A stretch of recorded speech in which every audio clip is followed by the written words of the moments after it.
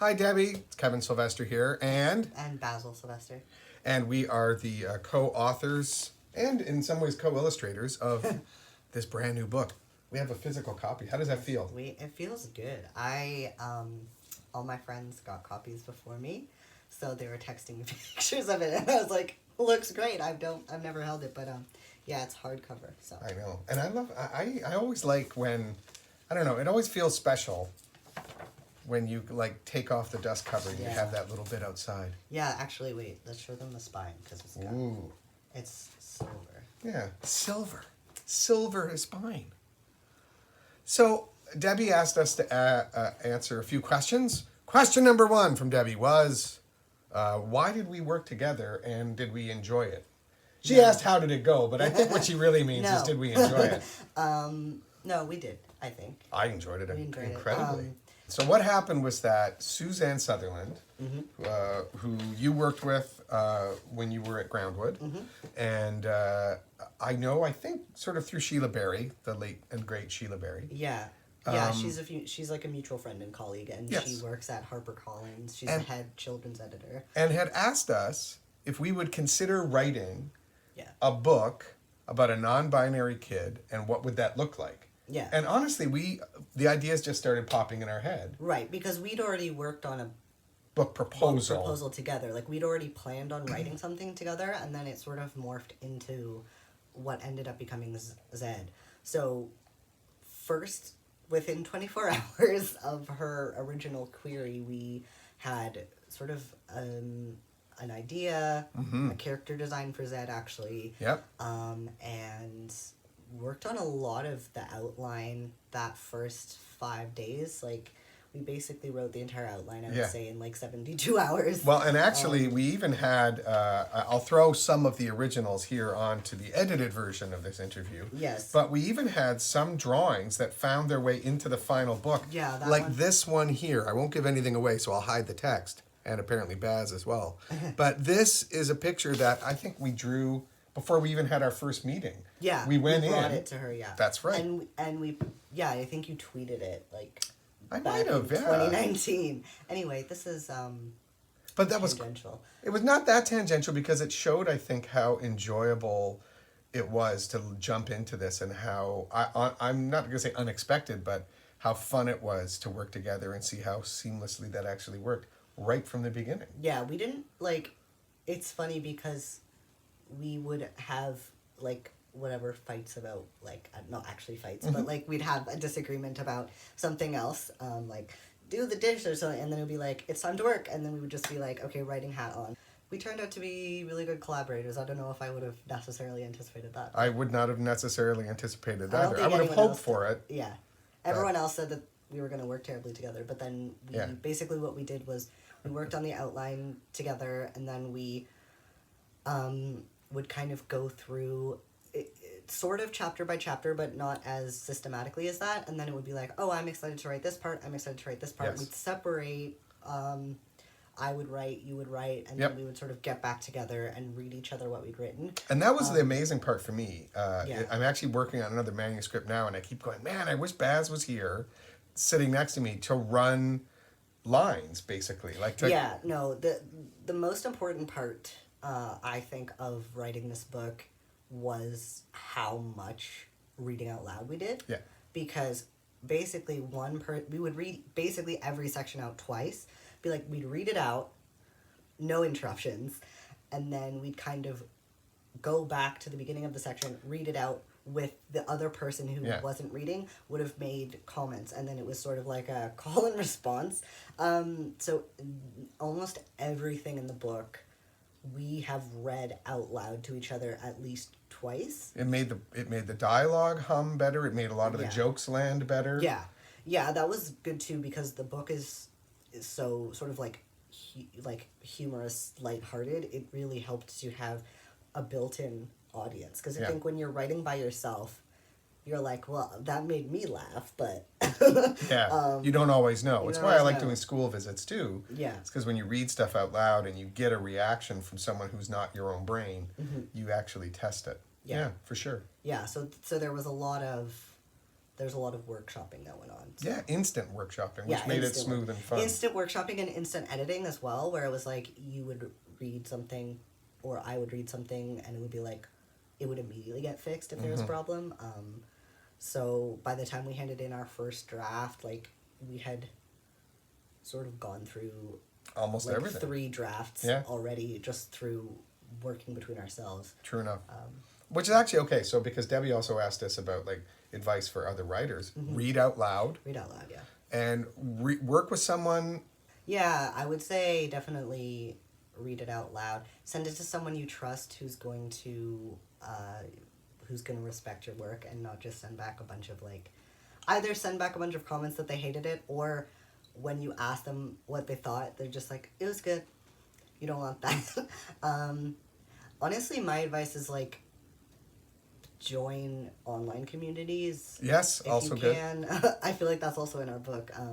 But join online communities. Make friends with people at bookstores because they really know what's good. And I think conversations with people I've had at bookstores, both booksellers and customers, have made me a way better writer and a way better thinker, I think. Excellent. The way that they're enthusiastically talking about stories. And then, and also I think it's really important to not only listen to other people's conversations, but to have other conversations with people you don't know very well yourself, because then it gives you a better ear for dialogue as well, I would say. Very cool. All right, so here is another question. I think we should probably just very quickly answer, which is, tell us about the book. All right. No. It's a book. It's a book. It's physical. It's real. I'm finally Who's Zed? holding Explain it. who Zed is. Zed is a non-binary kid who is very passionate, very excited about things and everything, but especially there's a book that was never published, and there's sort of only rumors about it online, and they find out about it and get really excited because it's sort of like an urban legend myth. This possibly the greatest book ever written. And ever written, never published. Yes. So they decide to go on a road trip to find possibly where maybe the last or only copy of this manuscript is. And so, yeah, it's a road trip book. It's very silly. There's a lot of just goofy, fun interactions with people they meet on this road trip. And we should mention very early on, they decide that they need a friend, or they kind of find a friend. Yeah. Friend? Got to read the book. Yeah. Friend named Gabe. There's Gabe there. He loves flowers, loves Latin names for flowers and all sorts of other stuff. Zed loves monsters. And kind of together, along with Sam, who was Gabe's sister, who actually drives the car, Yes. whom we both love. We do love her. They go on this road trip to try and solve a bunch of clues and find this book. Right. It's Zed originally is planning to figure out a way to get there On their own. Yeah. And then it turns out that actually they need help, and they find friends and people to sort of help them along their way. It's interesting that we wrote a collaboration book where kind of one of the main themes is that collaboration works. Yeah. I think part of it, too, is also the idea of queer, like, found family. Like, I think the whole story is about them, like, finding community. In unexpected places. Definitely unexpected places, yeah. And so there's a very sort of, Aww. like, family, community kind of group that exists. Which actually, we talked about Zed, Gabe, and Sam, but one of the things we enjoyed writing the book, and we hope you enjoy reading the book, is all the other characters that ended up popping up in our imaginations and then on the pages. I kind of like all of them. I love Al, the guy that owns the gas station. I laugh about Al every day. Yeah.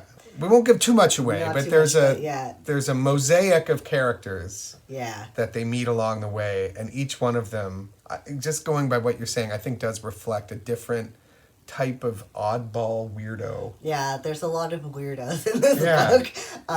Self-proclaimed weirdos. That's not a derogatory term at all. Yeah, I think we wrote a lot of characters that are just weird and like to be weird. So and that's Yeah, That's good. It is good, and honestly, I think that's one of the things that it's gotten really nice reviews from lots of people. Well, let's just read the back cover: Ken Opal, Robin Stevenson, Alex Gino. Alex Gino, yeah. Pretty amazing. There's a Esper lot of Bergman. There's a lot of people who Susan Nielsen, I Monica feel Cullen. who I felt really honored that they liked it. Yeah. But I think part of the reason for that is because it's filled with kind of fun people you'd like to meet and know. Yeah. It is just like a fun, I think it's just like a fun story. Or at least when we wrote it, we had a ton of fun, and I've been really like, oh, I hope this comes through, and everyone who has responded to it to my face anyway has said that they definitely feel like they were like, oh, it's so fun, and I'm glad that the fun that we had writing it comes through. Yeah. Definitely. Yeah, we just kind of had a blast writing it, I think. Deal. Cool. All right, next question. Are we working on other stuff?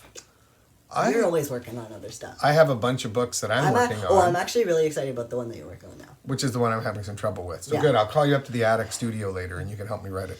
Yeah. Thank you. It's a time travel story. Boom, boom, boom, boom. Yeah. About old buildings. I love old buildings. I know. It's so... All right. Well, and yeah.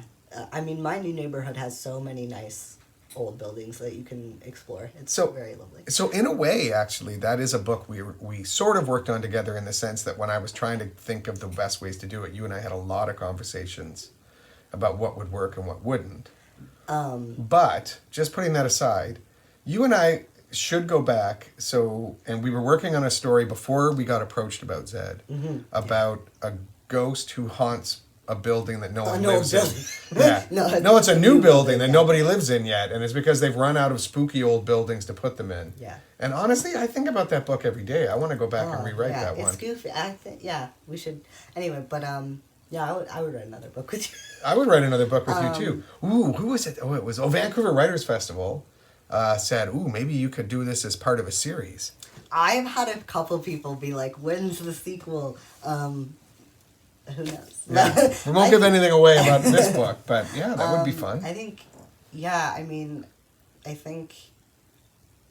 I mean, I'm not really working on. I do. You're working on getting a university degree. That's pretty hard. I much prefer editing, I have to say. So I'm editing some friends' work right now. That I'm really excited about. That's my favorite part of the publishing/writing process, is getting to be a cheerleader for other people's works. So Debbie had a final question, which was, what advice would we give to young writers? And we touched on one thing, which was like, find a group, book people. Last one would be a pretty easy one, which is just read a lot. This book is in partly a love affair with libraries and books and For sure. And what you can get out of a book. Zed and Gabe have one of my favorite conversations in the book is they're talking about what this book that they're looking for represents to each of them. What the monsters that they're looking to find out more about represents to them. Yeah. And I think that's one of the things we hope this book does too, is it gives a kid who reads it a chance to go, hey, that's me. Or, hey, I see myself in this character and in this world. Yeah. And that's another thing I'd say is read. There's a world for you out there. If you're feeling closed in and isolated, books are often the way to connect to the world that's outside of that. Mm-hmm. But even if you're also, even if you don't feel closed. Yes. They're a way to open up further, I guess. Open up your mind. Yeah. Yeah, for sure. All right. So there we go. Debbie, thank you for the questions. Thank you so much, Debbie. The Fabulous Zed Watson. We do. In bookstores now. In bookstores now. Hold it up. There you go. Yes.